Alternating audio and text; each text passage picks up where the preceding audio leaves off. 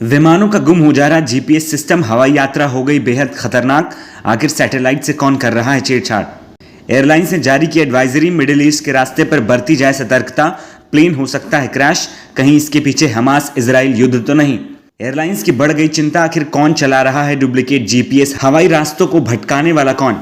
हाल के दिनों में कई ऐसी खबरें आई जिनमें कहा गया कि मध्य पूर्व के ऊपर से उड़ान भरते समय यात्री विमानों का जीपीएस सिस्टम रुक रुक कर काम कर रहा है। इस स्थिति के कारण कोई भी हवाई जहाज अपना रास्ता भटक कर कहीं भी पहुंच सकता है। इस रिपोर्ट ने सिविल एविएशन रेगुलेटर यानी कि डीजीसीए की चिंता बढ़ा दी, जिसके बाद डीजीसीए ने सभी भारतीय एयरलाइंस के लिए एडवाइजरी जारी की है। इसको लेकर एयरलाइंस को अलर्ट कर दिया गया है। क्या है ये पूरा मामला, जानते हैं।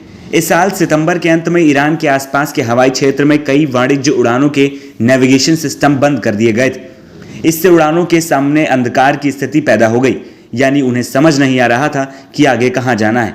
एक विमान तो बिना इजाजत के ईरानी हवाई क्षेत्र में पहुंच गया। ऑब्स ग्रुप ने इस मामले को उठाया है। इस ग्रुप का गठन कई पेशेवर पायलटों द्वारा किया गया है।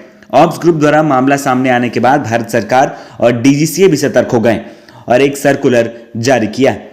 डीजीसीए सर्कुलर में कहा गया है कि विमान उद्योग नए खतरों और जीएनएसएस यानी कि global navigation satellite system jamming और स्पूफिंग की रिपोर्ट के कारण अनिश्चितताओं से जूझ रहा है। यहां आप स्पूफिंग को चकमा देना मान सकते हैं।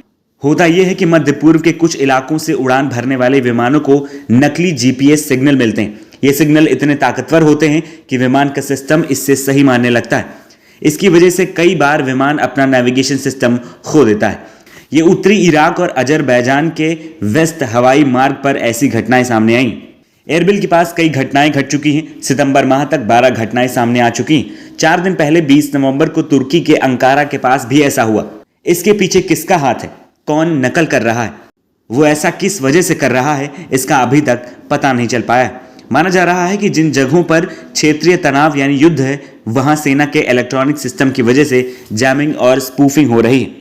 ऐसे में हवाई यात्रा बेहद खतरनाक हो चुकी है। ये घटनाएं मिडिल ईस्ट में हो रही हैं, जिसमें सबसे ज्यादा ईरान के क्षेत्र में ऐसा पाया गया।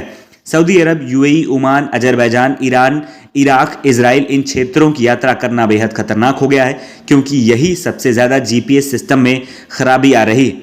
आखिर इसकी वजह क्या है, अब तक इसका कुछ भी नहीं पता लगा जा सका है।